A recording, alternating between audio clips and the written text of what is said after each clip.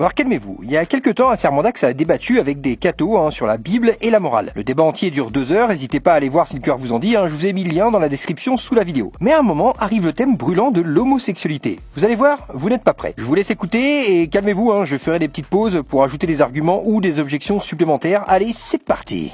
Donc le sujet de l'homosexualité, je rappelle un petit peu ce qu'on avait dit la dernière fois. Tu m'avais dit, c'est immoral l'homosexualité, parce que si on le généralise, c'est la fin de l'espèce. C'était ton argument. Alors c'est l'acte homosexuel. Il faut faire très attention. L'Église catholique ne met pas les homosexuels dans le même paquet. C'est l'action, c'est le fait d'agir qui est mauvais. Donc un homosexuel est une bonne personne, sauf lorsqu'elle agit, à ce moment-là, lorsqu'elle fait le geste. Un peu comme l'acte de se droguer. J'ai compris. Prendre de la drogue est une mauvaise chose. Donc si l'homosexuel, il a des relations sexuelles, mais pas plus que l'hétérosexuel, c'est immoral quand même? L'acte homosexuel est immoral, un peu comme celui de se droguer. Pourquoi? Si tout le monde se drogue tout le temps, 24 heures sur 24, c'est sûr qu'on va éviter des comparaisons parce que c'est désobligeant. Ce qui se drogue, on est conscient que personne ne se drogue 24 heures sur 24. Non. Ça reste une mauvaise chose que de se droguer. La même chose. Je ne veux pas que tu compares l'homosexualité aux gens qui se droguent, s'il te plaît. C'est possible? Ou tu es obligé de faire cette comparaison? Est-ce que tu peux argumenter sans comparer l'homosexualité à la drogue? C'est possible? Il me faudrait trouver un acte où toi et moi, on est d'accord qui est mauvais, ou est-ce que la liberté de l'individu est la seule impliquée, c'est-à-dire que ça n'implique pas l'autre. J'aimerais comprendre. Donc, moi j'ai trouvé la drogue. Est-ce qu'il y en a un autre que celui-là? Qu'est-ce qu'il y a de mal dans l'acte? Alors, on revient sur ce qui est bon et mauvais. Il y a une objectivité morale qui est la mienne et qui est celle de l'Église catholique et qui le dit. Dieu a dit ce n'est pas bon. Donc, c'est la réponse de ma position. Si on prend la position d'Alexandre Brest, la morale, ce qui réduit la souffrance des êtres dotés d'intelligence, selon cette définition-là de la morale, c'est quand même un mauvais geste. La souffrance causée par l'acte homosexuel, elle est trop grande. Peux-tu m'expliquer? C'est la réponse à la question. Pourquoi c'est mauvais? Parce que ça fait trop souffrir. Peux-tu m'expliquer pourquoi l'acte homosexuel fait plus souffrir que l'acte hétérosexuel? Donne-moi un exemple, sans chiffre, un exemple de souffrance produite par un acte homosexuel. Le suicide. Le suicide. Donc je couche avec un mec et derrière je me suicide parce que j'ai couché avec quelqu'un et c'est pas du tout lié au fait qu'il y a des types qui disent que c'est immoral. Et qu'on a une société qui est homophobe. C'est uniquement parce que c'est l'acte en lui-même qui cause ça. Qu'est-ce que dit Dieu? Si la Bible, c'est la parole de Dieu, c'est pas que c'est mal, c'est qu'il faut les tuer. Est-ce que tu es d'accord avec ça? Non. L'interprétation de la Bible, on n'a pas la même, Sermon d'Axe, toi et moi. C'est la raison pour laquelle j'ai donné le deuxième argument. Le deuxième argument qui, je pense, est le plus fort. Tu es encore en train de partir ailleurs, donc je te demande, est-ce qu'il faut les tuer? On reste avec le premier. Tuer qui? Il faut tuer les homosexuels comme... Parce que la question de l'homosexualité et de la morale, c'est un petit peu ça, c'est qu'est-ce qu'on lit dans les textes. Dans les textes, les gens qui savent lire voient que c'est marqué qu'il faut les mettre à mort. Comme on met à mort un enfant qui désobéit à ses parents, comme on met à mort on met à mort un peu tout le monde. Donc c'est marqué dedans en fait. Oui. Voilà. Oui, et c'est mal interprété. C'est une mauvaise interprétation du texte. Comment tu le sais? On peut rester dessus à Sermon d'Axe, mais là on part sur autre chose, là, je te préviens. Non, on est sur la morale, on est sur le dilemme de Tifron qui est est-ce que c'est moral parce que Dieu le dit ou est-ce que Dieu le dit parce que c'est moral? Et là tu me dis, dans le texte, il faut réinterpréter le texte pour ne pas lire qu'il faut les mettre à mort. Sur la base de quelle autorité remets-tu en cause la lecture basique, littérale, du texte? Pour être moral. Le contexte. Alors là, pause rapidement, ça me fume vraiment parce qu'ils ont les mêmes cartes magiques que les musulmans. Quand un passage ne correspond pas à leur valeur morale d'aujourd'hui, alors hop, carte magique du contexte ou de l'interprétation. C'est vraiment génial. Donc, quand on lit un texte, il faut pouvoir l'interpréter correctement, prendre en compte le contexte dans lequel le texte a été écrit. Dans le contexte dans lequel le texte a été écrit, il ne veut pas dire ce que tu comprends lorsque tu le lis directement. Il veut dire autre chose. J'en ai parlé rapidement l'autre jour. Les personnages de l'Ancien Testament sont des personnages fictifs. Les exemples qui sont donnés dans l'Ancien Testament ce sont des faits qui ne sont pas réels. Ils sont utilisés pour marquer la psyché des personnes et non quelque chose que tu dois réellement faire. Si tu me cites l'Ancien Testament et tu dis tu dois tuer les homosexuels, alors je te dis ok, il y a un petit problème. Ce n'est pas vraiment ça que voulait dire le texte.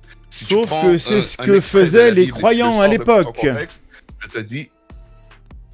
te dis, ce n'est pas ce qu'il faut retenir de ce passage-là. L'interprétation biblique, elle est très difficile. Et si tu me dis, c'est ce que je dois, c'est quand même pas de bol que ce soit si facile de tuer des homos en lisant de la Bible. Ah le bâtard, mais ça me fume la répartie de Mandax quoi. Vraiment c'est un génie, il sort des punchlines, c'est magique. C'est pas grâce à leur religion que les homosexuels ne se suicident moins. Hein. Le taux de suicide des homos, il est plus fort dans les pays où il y a une religion d'État. Plus les gens sont religieux, plus les homos sont opprimés, plus ils se suicident. Les pays dans lesquels il y a moins de religion, il y a moins de suicides chez les homos. Et le problème, c'est que derrière ces concepts, il y a des gens et qui souffrent pas parce qu'ils sont amoureux de telle ou telle personne, mais parce qu'ils ont l'impression que c'est mal, parce qu'on leur a dit que c'était mal, parce que vous leur dites que c'est mal. Et donc, votre parole à vous, et c'est le problème qui me pose, vous êtes sans doute des bonnes personnes, mais votre acte, il est immoral. Ok, parfait. Le jour où Asser Mandax viendra avec des statistiques nous montrant que dans les pays croyants, il y a plus de suicides que dans les pays athées, alors on acceptera cette conclusion-là. En tout cas, pour l'instant, renseignez-vous. On pourra potentiellement... Alors là c'est dommage parce que Asser Mandax n'a pas su rebondir, hein. Mais c'est normal, hein, c'est un débat, on n'a pas forcément toujours réponse à tout. Mais quoi qu'il en soit, le monsieur attend une source apparemment. Et c'est très bien parce que j'en ai trouvé. Et en effet, dans les pays où la religion est très présente, ça augmente de manière significative les risques de suicide. Et là vous allez me dire, ah ouais mais c'est Wikipédia, ouais oh. Oui, sauf que justement, vous voyez ces petits chiffres en bleu ici? Ce sont les sources. Et les études à ce propos sont très claires. Il y a plus de suicides dans les pays avec une forte religiosité. Oui, c'est un fait. Ce sont les préceptes religieux qui augmente le taux de suicide, alors que dans les 3 religions abrahamiques, le suicide est interdit. Alors que c'est justement ces préceptes qui augmentent le taux de suicide. Paradoxal? Étrange? Oui, on peut voir ça comme ça, effectivement. Il y a même des pays où l'homosexualité est condamnée à mort. Les pays où c'est condamné à mort, est-ce que c'est des pays où on est croyant ou pas croyant? Je peux te poser une autre question. Combien de personnes dans ces pays-là est-ce qu'on a exécuté pour cause d'homosexualité? Ah, ça c'est une excellente question et en effet c'est très rare. Hein. Sauf que le monsieur a loupé 2 facteurs très importants à prendre en compte. Le premier, le plus évident, c'est que forcément dans les pays où les homos sont mis à mort, ils se cachent. Hein. Ils n'en parlent pas justement car ils savent ce qui les attend s'ils en parlent ou s'ils se montrent. Et surtout, même si ces lois effectivement ne sont pas souvent appliquées, la loi a globalement 2 objectifs. Le premier, c'est de réduire au minimum un phénomène, comme ici l'homosexualité. Et le deuxième effet qui se coule, c'est qu'une loi va modifier le comportement des citoyens qui composent la société par rapport à ce phénomène. De ce fait, une loi qui considère les homos comme des gens qui ne sont pas normaux, qui sont déviants, va automatiquement générer plus de violence de la population envers les homos, puisque justement la loi d'origine humaine ou divine leur dit que ces gens-là sont des merdes. Donc forcément, si des gens qui composent cette société croisent un homo et de par son apparence ou sa manière d'être en concluent que c'est un homo, il aura beaucoup plus de chances de se faire agresser. Vraiment, Dieu, il a mis en place des lois qui sont vraiment parfaites, c'est fascinant. Allez, on continue. Le président du Burundi, pays à 62% catholique, appelle à lapider les homosexuels. C'est pas dans un pays athée que ça arrive. Ok. Est-ce que le pays burundais, le Burundi, est un pays catholique pour autant? Est-ce que sa constitution est catholique? La motivation pour ce type de condamnation, elle est expliquée comment? Parce que tu vas voir, c'est parce que Dieu le dit, parce qu'ils ont choisi le diable, je l'ai sous les yeux, c'est à cause du diable. Donc c'est une motivation religieuse. C'est parce qu'on est religieux, qu'on est homophobe et qu'on se permet de dire qu'il faut tuer les homosexuels. Comme tu l'as mentionné, un pays à 62% catholique doit suivre le magistère de l'Église catholique seulement et pas la parole d'un quelconque politicien. Donc le magistère de l'Église catholique n'est pas d'accord avec ça, donc les catholiques vont certainement rejeter la phrase de ce président burundais qui ne connaît certainement pas le catholicisme. Peut-être qu'on pourrait se mettre tous d'accord pour dire que l'homophobie, c'est pas bien. Est-ce qu'on est tous d'accord pour dire ça? C'est ce que l'Église catholique dit. Je suis pas sûr qu'elle dit ça comme ça. C'est ce que l'Église catholique dit. Ouais. Ok. Oui. C'est très clair dans les textes des papes, etc. On le voit, il faut respecter l'homme. L'homme n'est pas lié, n'est pas son action. L'action ne fait pas l'homme.